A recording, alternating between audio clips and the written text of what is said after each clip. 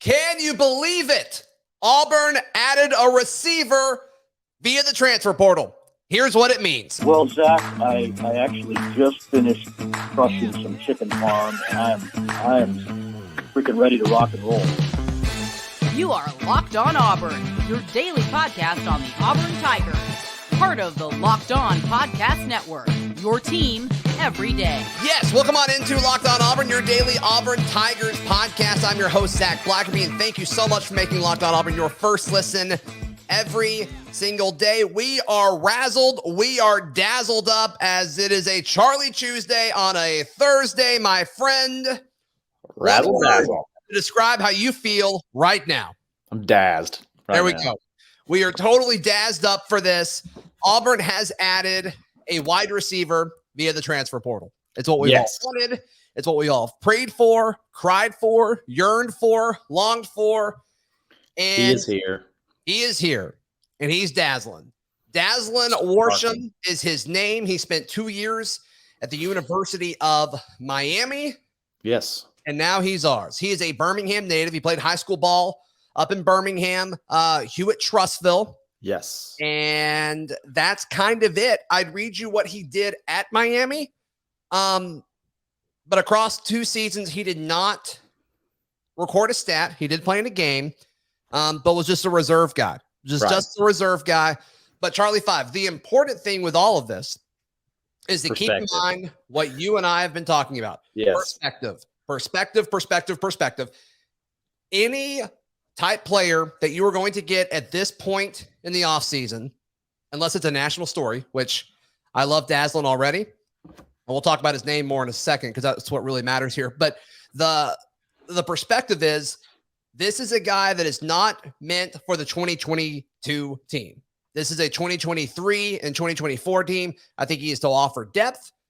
So I thought this was interesting. Miami's website lists him as a third-year freshman. Interesting. He's a third-year redshirt freshman on Miami's website.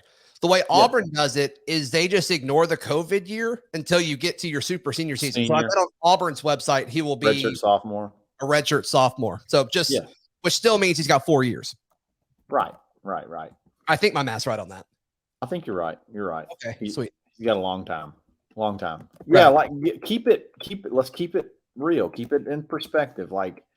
At this point in time, you're not going to find a lot of game changers that are going to take your offense to the next level. Like this is that player that's going to put you over the hump. There's just not that many guys out there. I mean, that's just not what this back half of the portal was ever going to be. We've talked about it. It was never going to be that unless there was some crazy circumstance where, who knows, kid gets in trouble, late coaching change. I mean, something like that could possibly do it, or injuries or whatever. But there was never going to be really just a ton of guys. You really had to make your hay in the first half if you're looking for guys to, I guess, be program changers or season changers. But, the one thing I really like, I love kids from Hewitt-Trussville. I really do. I think that. Who are some of your favorite kids from Hewitt-Trussville? Yeah, you got Javarius Johnson right now. You got Amari Kelly. Sure. They've got some good recruits that are good kids that are in this next class that we may be looking at. Dazalin, Sean Jackson, our backup running backs from Hewitt-Trussville. I really like their coach. They run a really advanced offense. It's very, those kids are very well developed already. So Amani Goodwin is another one that he ended up at LSU, but he was a really good player, committed to us for a while. It's a good program. So anytime you have multiple kids on the team from that type of program, it can bode well down the road. In his tweet, it was in all caps, which is great. Yes. He cursed in it. What are your thoughts on that? Oh, I'm back in this city running this up like I'm supposed to be. Hashtag Lord Am Eagle. Thank you, God. Tiger and Eagle. I love that. Thank you, God. After he's running up in this B. What was it? B? Is that what he went with? You just said it, but no, it's the S one. Oh, yeah. He even used a $sign on it, so it wasn't cursing on Twitter. It's not. It doesn't count. That does not count. $sign hit is actually. Would you expect anything less? Would you expect anything less from Dazalin? He dazzled a curse word is what he did. That's awesome. That's awesome. That's awesome. You know what? That shows you got guts. I want to see you out on that field. I don't think there's any other way to put it. So I asked, I sent a text to Alex Dono. He hosts Locked On Canes here at the Locked On Podcast Network. I said, hey, I'm about to record, but would love any of your thoughts on Dazalin Worsham. And he said, sorry, that's fine. I'm really wondering what you laughed at. He said, highly touted ability. Speed. And a lot of my recruiting friends spoke highly of him coming out of high school, virtually nothing done at the collegiate level. But the receiving room at Miami was especially deep, no chance to get on the field. Had some injuries, had some good practices this spring. And so me being the rational person that I am, I said, so he's the next Randy Moss. And he said, ha, ha, ha, ha. I wasn't joking, Alex. Then he said, honestly, I don't remember. No. He said, honestly, I remember being excited about his commitment. Could be one of those that just couldn't get out of his way early on injuries. Miami's deepest position group during his era was always receiver. Yeah. I mean, this kid was committed to Alabama for a while. I'm pretty positive that that's the case. I think he was one of the early takes in their class. And I think he made, I'm not sure if it was a mutual parting of ways or how it worked, or if it was just, the U type atmosphere got him caught up, but he flipped to Miami late in the process. I've always, from film, I remember there was an ESPN game because I wanted to watch Javarius Johnson, and Dazalin obviously got a lot of hype. Sure. And he has incredible speed. I would imagine he's going to be, if his speed is still the same, he's probably going to be one of the fastest, receivers on the team. I would say at least top 2 or 3. So that's always good. And he's 6'2", 6'3", good size. Maybe he's 6 foot even. 6 foot even. Okay. Well, Well, Auburn's already got him listed at 6'1", but everywhere else has him at 6 foot, 175. Yeah, kid can fly though. So maybe he can develop into a legitimate, deep threat guy that can, take the top off. So again, perspective. We're not, so you can't get mad. Like, you can't be begging you gotta pick one or the other. You can't beg for players out of the portal right now and then complain when they're not, if it's not going to be someone that you think is going to be a super game changer. We're getting guys. We got to fill up spots. We need wide receivers. And this is a kid we got connections with. He's got potential. So let's roll with it. I like it. Love his name. Best name I think I've ever heard. It's not bad. It's certainly not bad at all. No. All right. We tell you what this means for this season though, in just a moment, right here on Locked On Auburn. But first, I want to tell you about our friends at BetOnline. BetOnline is your number one source for all of your betting stats and sports info. You can find the latest sports developments, league reviews, and news, including the NBA playoffs, which are heating up, so I've been told, as well as Major League Baseball, which that's also happening, so I've been told. Also was told today that the Kentucky Derby is back this weekend. And, of course, BetOnline is the best place to wager on all of the ponies. BetOnline, where the game starts. All right, Charlie 5. As far as impact this year, I mean, is there any chance in your mind that he gets here in the fall? I guess he in theory could be here over the summer, but yeah, he won't have an official scrimmage or practice until the fall. Yeah. Is there any chance he could just kind of bust onto the scene and bedazzle his way into playing time? No, I think it would be if he would be sort of like a middle of the year, taking in small doses, kind of ease him in. I just don't know that he's that much better than any of the guys we have on the team that have already been here, gone through spring, going to go through scrimmages, go through the weight room this summer, all that kind of stuff, working with the quarterbacks. So I've seen videos of Calzada throwing passes recently too. So he's not going to have that opportunity for that kind of connection. So yeah, I would be shocked if he is a factor anywhere before maybe mid-season. Yeah. Barring some injuries or just kind of getting eased in and maybe catching a deep ball or two or something like that. A listener just DM'd me. We're recording this like 5 minutes after he committed. Yeah. And a listener just messaged me. He's like, God is good. I assume he's talking about Dazalin. I don't know. Yeah. Yeah. Well, he was talking about his, I guess his tweet, remember, he said that at the end of his tweet or something like that. Oh, he said, thank you, God, at the end of his tweet. Okay. Yeah. Gotcha. Yep. Yeah. There you go. Yeah. There you go. No, I'm there with you. I don't see a whole lot of impact this season. I think this is something that could happen because there's going to be a lot of receivers that leave after the season. Jedrick Jackson will run out of eligibility. Right. And I think that'll open up something. And I guess, you hope somebody's good enough to be, intrigued by what the league has to offer. I think that's the goal here. I don't know necessarily who that would be. Malcolm Johnson Jr. would be eligible. Javaris Johnson would be eligible for the draft. Mm-hmm. So I think this gives you something. I think this gives you something down the road. And if not, he doesn't have just 2 seasons to do it. He has 3 or 4 seasons to do it. You got to think him coming back closer to home is an element in all of this as well. And so he's probably going to be good here for a while. Like I don't think he's going to be willing to transfer again and have to sit out for a season. So I feel like it's good for depth. I really do. I love it. I love it too. And I feel like it can't hurt for a guy like Hunter Osborne, who is one of the top players in the country from Hewitt-Trussville, who's a defensive lineman. When you got 3 wide receivers and a running back now that he watch play, maybe played some with. Defensive line is going to be a position of need, and he's one of the top targets. So stuff like that never hurts. Never hurts. There's really I don't really see any downside to this, like whatsoever. Like you really have to. I feel like you really have to stretch to see a downside to this. You really have to.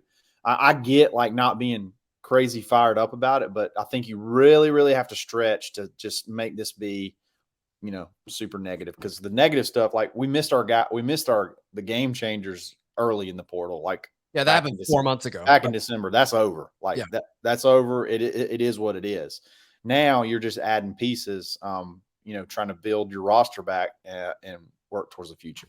So what do you say to the negative people? Because I've actually already seen a few tweets about this that say, oh, of course, Auburn got a guy that hasn't ever played a relevant snap for another school. Well, and it wasn't good enough to start. I've already seen those kind of tweets. What would you say to that person? Well, I mean, that's what's available for the most part. I mean, I get that there's some that have a little bit more statistics than the rest, but like even the number one prospect, the number one wide receiver that we want, Ricky Pearsall from Arizona State, he's been there, quite a while, and he has 580 receiving yards in 3 seasons. So like, that's not like there's just 2,000-3,000 yard receivers out there that we're going to pick from. These are the kind of guys we're picking from right now. I mean, that's who's out there. So if that's your attitude, you don't really understand what's happening. You don't really understand what the portal right now is. Like, you don't really get it. You just don't really, I guess, understand the dynamic. Right. Jamison Williams, do not take it that I'm comparing these two guys, but Jamison Williams had like 200 receiving yards at Ohio State when he went into the portal. So this kid's probably not Jamison Williams, but like the guys you're trying to get are not going to be there's not a ton of these surefire guys out there, and those dudes everybody wants. Yeah. And this is probably going to happen with other positions too. And you and I talked about this. It may have been last week where we talked about this, about how, okay, in these positions of need where you're good right now, but you're going to lose a lot of guys, you want to get dudes that can help you in 2023 and 2024. Right. And Dazalin Worsham does that. And I think you're going to see that with offensive linemen. I think Auburn is going to get an offensive lineman or two that probably hasn't played a whole lot, but that's just kind of the nature of it. Yeah. Everybody out there right now that you're trying to get hasn't played a lot. You know what I mean? They're those type of guys. That's why they're leaving where they were. Right.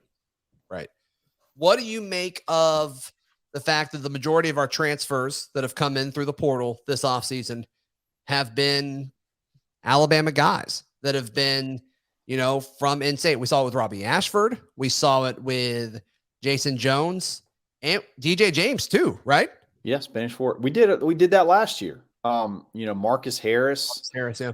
Tony Fair, like a lot of these guys are from like either played in Alabama or they're from Alabama. And I actually really like that. I really like that because, Harsin kind of got a rep early before we did this whole ambush thing where we went and saw like where we're not really maybe not reaching out to the state high schools like we should have. Well, this is a heck of a way to sort of pump some life into that process, because you're going to have you got more kids that can have relationships, and relationships are a big thing, and like this is a very good way to do it. And it seems to be sort of a theme, and I actually really like it. I actually really like it a lot. I do too. It seemed to resonate more last year than it did this year. Yeah. But we were analyzing like everything that Harsin did last year because we didn't have any like game to go off of. And now that I say that, like, we're still doing the same thing. So never mind. I don't know why that's lost its allure a little bit, but we're going to add several more guys like that, and we've got plenty of scholarships to do it. And so I'm expecting plenty of guys over the next few weeks. Yeah. Yeah, absolutely. We have no choice. Unless you just go in with an unfull roster and you're going to just give it scholarships to a bunch of walk-ons. Like you pretty much have to add some folks. So I know you did. Did you see that they're voting on like waiving the 25 scholars per class? Yeah, for 2 years, I think. Yeah, which I got a feeling it'll lead to forever. But yeah, I think that's going to be super interesting. Just like you have 85 every year and you just go for it. Like whatever you need to fill, you fill. I think that makes more sense. If all of these changes that we're doing throughout college football, and I know that's a big talking point throughout, the country, but with the portal and NIL and all that, like if it's all truly for helping players and benefiting players, which I think it is. Yeah. Removing the scholarship limitation seems like a no-brainer. Like I don't, with as fluid as everything is now, I don't understand why that is what it is. I get that. I'm gonna be honest though. That's probably one of the. I feel like that one would probably hurt Auburn the most, because I feel like your guys will take you can sort of hoard guys. You can take guys that you probably wouldn't have normally taken just so they don't go to Auburn or just so they don't go to. Yeah. So, but the only thing it's going to be like a cyclical deal. Like you'll give out more scholarships, and then the portal will just have that many more players in it after a year or two. So I guess it'll all work itself out. But I don't know, that one will be interesting. It will be. All right. Let's talk about some positions of need for the Auburn Tigers in just a moment, right here on Locked On Auburn. Charlie 5, looking at the rest of the roster now. We mentioned offensive line. What other kind of position groups in your mind are positions of need? Yeah, well, I mean, they're targeting edge guys. So the kid from UCLA, I think everybody kind of thought maybe he was the one that popped today when the news kind of went out that somebody, possibly committed, when Harsin and everybody sent out their bat signal that someone committed. Right. I think that edge is probably one you're going to see, and it's probably going to be the kid from UCLA. There will be a few offensive linemen. I think we're probably going to take one more wide receiver. If we can get one of these guys that we really, are really going hard after. But yeah, I mean, those offensive line, wide receiver, I mean, just look at last year and where you felt like we struggled, and that's pretty much what we're going after right now. Offensive line, wide receiver, pass rush. Even though pass rush was decent last year, we're just thin. So, I think that's kind of what you're looking at. There's a kid from Nebraska. He's a little bit more of an interior guy, a defensive lineman that we're looking at. He put us in the top 3. It was Cameron was something maybe. Oregon and Texas. Oregon, USC. No, it was Oregon, USC. That's pretty good company. Everything I read seemed like Oregon's the favorite there, but We'll see. He just visited Oregon. That was the most recent visit. So it's usually a good kind of indicator of what's going to go on there. Sure. Can we just for a second, and we mentioned this in the first segment, but just how crazy things are in college football right now with the fact that this guy is in his third year of college football and he transferred and he will have 4 years of eligibility at Auburn. I mean, that's like prior to, the COVID stuff and the transfer portal, that would be like getting a freshman player. Like that would be like getting a kid out of high school. It's like, all right, you got 4 years. Like, and this kid's in his third year of college football. Like that's just bonkers to me. It is. And what's crazy is that, I mean, you got 5 years. I mean, it seems like it gives you way more than just one extra year for some reason. It seems like it gives you, 3 or 4 extra years. But it's good. I think it's good for some kids though. I think you got late bloomers and things like that. It's good, especially guys that maybe feel like they were buried early on depth charts. That gives them, it doesn't count against them. They get to play another year, and hopefully that benefits Daz. Hopefully it benefits him to the max. I hope he's okay that we call him Daz. I'm just gonna stick with Daz. I'm sorry. I'm gonna go Daz. The Dazmanian Devil. The Dazmanian Devil. That's so terrible. Is it bad? It's not. I mean, I guess it's not any worse than. Yeah. I mean, it's okay. It's okay. All right. YouTube comments. What are you calling him? Where does this name rank on the roster? I mean, we lost Smoke Monday, and it's like, all right, a good one. We got a Dazlin to replace it. Like that is just wonderful. Dazlin. That is. I mean, I'm trying. I wanted to go back and think of like some of the greatest names that we've had, and Dazlin has to be up there. Has to be up at the top. It's a great name. And it's like a slang. It's not dazzling. It's dazzling. I mean, that's great. You got to live up to that though. Hey, Dazalin Worsham. What a great name. You better get to work. You got to get to work. He's already got the right mindset. He was committed to Alabama and he's like, no, thanks. I'm going to go somewhere else. It's like, all right, you're already like turning down Bama. Like that's fantastic. You're going to fit in just fine. Exactly. Did he say Auburn University or University of Auburn? Because that's how you know if it's going to be a really good player. That's a good question. Let's check that real quick. He didn't say any of it. He just said War Damn Eagle, which I like. I think that's fine. And in the top left of the graphic, it's got it's very tiny. I literally have to zoom in. Discipline, toughness, conviction, and then Bryan Harsin's signature. Discipline, toughness, conviction. Injected in my veins. Gets me fired up. That gets me fired up. He looks pretty good in this picture. I mean, what number do you think he's wearing? His arms are crossed over. It's a single-digit number. Do we have an 8? Do we have an 8 wide receiver? Do we have an 8 on offense? I don't think so. I think that's what might be what it is. Yeah, I think you're right. Fact check that real quick before we sign off because I think that's important. It's incredibly number 8 on the field, number 1 in our heart. Dazalin Worsham. Let's go. Let's do it. Dazlin. We had a full other show written and ready to rock and roll today. And it's like, oh, Dazlin's like, no.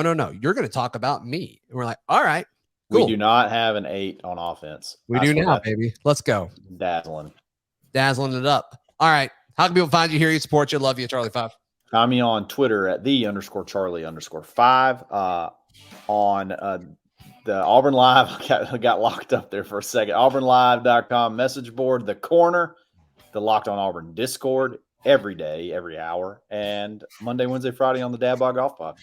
You can follow me on Twitter at Zac Blackerby. You can see all of our written work. We're going to be writing a lot of things about Dazalin Worsham at auburndaily.com, so be sure to check that out. And thank you so much for making Locked On Auburn your first listen every single day. For your second listen, go check out our guy Chris Gordy, host of Locked On SEC. We'll see you tomorrow for a Ferg Friday edition of the show as Justin Ferguson with the Auburn Observer joins us. All right here on Locked On Auburn. See ya.